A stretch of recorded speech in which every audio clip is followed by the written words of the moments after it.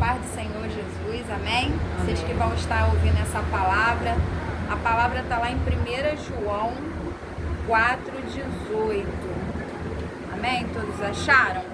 4,18 diz assim: no amor não há temor, antes o perfeito amor lança fora o temor, mas em algumas versões está medo, porque o amor tem consigo a pena, e o que teme não é perfeito em amor. Amém? Amém. Como eu gosto de trazer sempre uma palavra de amor, aí eu estava buscando, né, uma palavra e caiu nesse texto, né, que o amor lança fora todo medo. Porque muitas das vezes a gente teme, né, em amar principalmente, né, o nosso próximo, porque às vezes nós já fomos feridos com palavras, com, né, algo que aconteceu no passado, e muitas das vezes a gente fica com aquela ferida e teme a amar novamente o nosso próximo, a fazer, a ter o coração bom, aberto, a verdadeiramente, né, amar não como o nosso amor, porque o nosso amor é imperfeito. Cristo, ele nos amou, ele manda a gente amar com o amor dele. Porque o amor dele, sim, é perfeito. Ele nos amou tanto que ele entregou a própria vida, né, do seu filho. O Senhor Jesus entregou a própria vida dele, né? Deus enviou ele para poder morrer por amor a nós. Isso é o verdadeiro amor, né? É o amor perfeito, que nós não encontramos em nenhum ser humano, mas só em Deus. Porque ninguém seria capaz de entregar o próprio filho por amor, né, à vida de alguém. Então foi o amor mais perfeito, foi o de Cristo, que ele se entregou a si mesmo para morrer pelos nossos pecados. Era nós que deveríamos estar ali, a nossa carne, né, os nossos pecados, as nossas concupiscências, mas ele se entregou por um propósito maior, que é de hoje estarmos aqui ouvindo a palavra dele e tentarmos a cada dia se transformarmos, porque a nossa maior batalha não é contra o nosso próximo, é contra nós mesmos. E a nossa maior guerra está dentro de nós, é a nossa mente, o nosso coração. Isso é a nossa maior guerra diária, é o que está dentro de nós. Então todos os dias a gente tem que lutar contra nós mesmos, negarmos a nossa vontade, o nosso eu, porque muitas das vezes vai vir vontade de a gente fazer algo que não agrada a Deus. Então tudo que nós formos fazer, a gente tem que pensar, isso daqui vai agradar a Deus ou não? Então aceitar ao Senhor Jesus, né? Tem muitas igrejas que falam, vem aqui na frente e aceita o Senhor.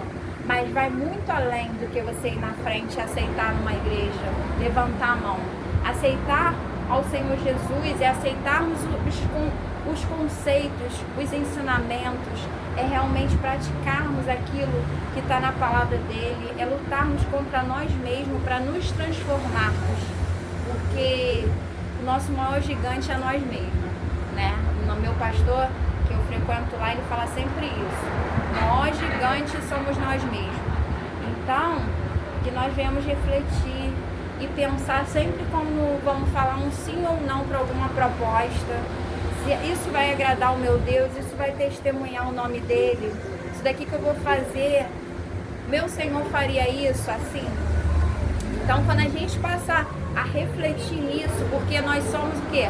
Luz do mundo, sal da terra, cidade edificada o quê? Sobre os montes. Então por mais que a gente ache que ninguém está nos olhando, pode ser no mais esconderijo que a gente faça, o Espírito de Deus, ele está ali, ele está ali conosco, os anjos de Deus, o Espírito dele está ali nos sondando. Ainda que a gente ache, isso daqui eu vou fazer, ninguém está vendo, mas o Senhor está vendo.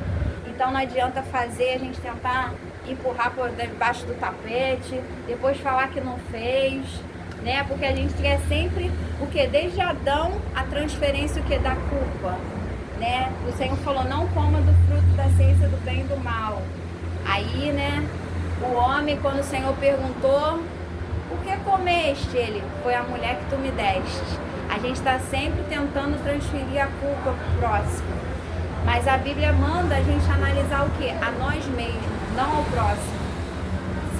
Se tem uma coisa que a gente pode mudar, é a nós mesmos. O nosso próximo a gente não pode mudar. Então, por isso que o Senhor sempre fala, examina o homem a si mesmo, porque a nós podemos mudar. E quando a gente muda por dentro, tudo muda ao redor, né? A gente tem que ser como se fosse um jardim. Se a gente quer atrair coisas boas, borboletas, você tem que preparar o seu jardim. O seu jardim é o quê? A sua vida, o seu coração, procurar ter pensamentos bons, né? Quem não tem fé fala que é pensamento positivo, mas seja de qual maneira for, é espantar as coisas ruins da nossa mente, porque é sempre essa batalha, né? O Senhor falando, não faça, isso daqui não me agrada, e o inimigo, não faz, isso daqui vai ser legal, você vai se divertir, vai ser maneiro. Ele nunca vem com uma proposta ruim, ele sempre vai falar que aquilo que não agrada a Deus vai ser bom, mas vai ser um caminho de morte. A Bíblia sempre fala, tem dois caminhos, o bem e o mal, a morte e a vida. Escolhe, pois, o que? A vida. Então, ele é o que? Igual um pai que aconselha um filho para fazer sempre o que é bom. Por quê? O pai ele não quer a coisa ruim para o filho, ele não quer as consequências daquilo que ele vai fazer. Se um filho sai, quer ir para um lugar que não seja legal, o pai fala para ele, filho, não vai, ali é uma companhia, não faça isso não vai ser bom para você. Aí o filho vai lá, bate o pé, eu já sou mal de idade, eu vou fazer, eu vou, teima e vai.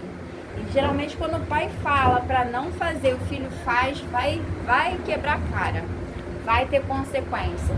Então assim como um pai e um filho, né, aconselha para o bem, Deus é a mesma coisa, ele está sempre o quê? Nos aconselhando na palavra dele. E a Bíblia é o quê? O manual de vida para o ser humano ser feliz. Então, quando a gente segue o manual, a gente vai procurar ser mais feliz ainda.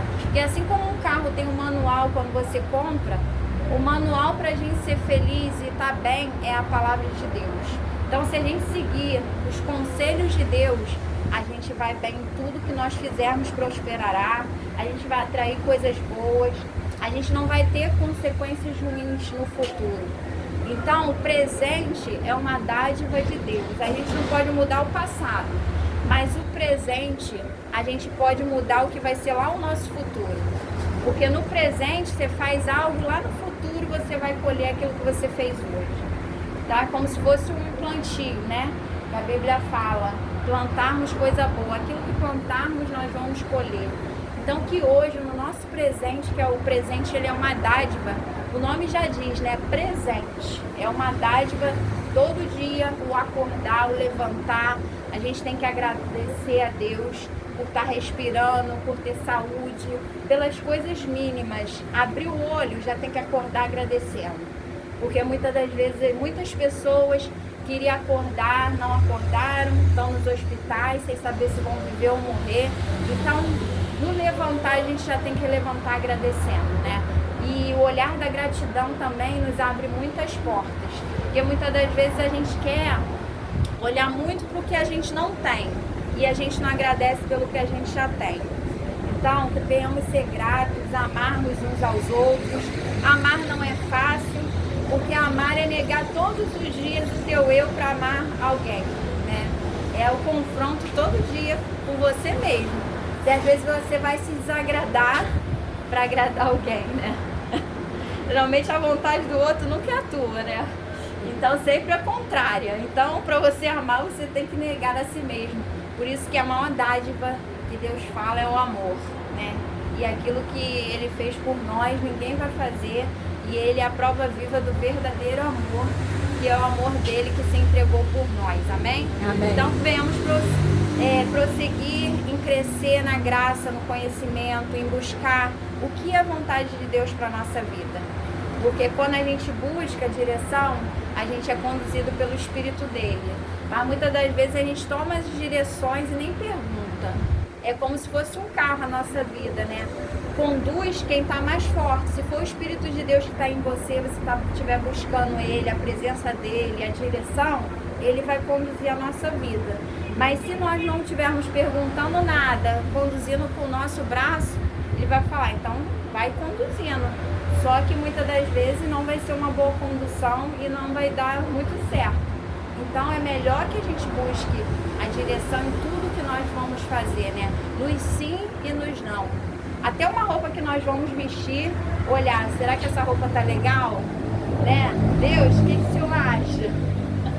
As coisas mínimas, até uma escolha de uma roupa. Então é isso, estou refletindo o teu nome nisso aqui? Então, que venhamos refletir nessa palavra, amém? Que venhamos sempre buscar o amor e a presença e a direção de Deus, para que lá na frente a gente colha bons frutos e venhamos ser felizes, alegres, pessoas que venham transmitir a presença de Deus. E quando olharem para nós, falarem, que alegria é essa? Tua vida está toda assim, mas mesmo assim você está com um sorriso. Isso é Deus. Porque Ele, ainda que tudo não vá bem ao nosso redor, a gente tem que manter o brilho de Deus e a alegria no nosso rosto, manter uma palavra, um abraço. Às vezes, muitas vezes você está precisando de um abraço e você tem que dar aquele abraço. Então é assim que Deus nos quer, testemunhando vivo o poder dele em nossas vidas, amém? Sabe, essa palavra que eu deixo bem breve para vocês e para Jesus uma salva de palmas, amém? E é isso, amém? Deus abençoe a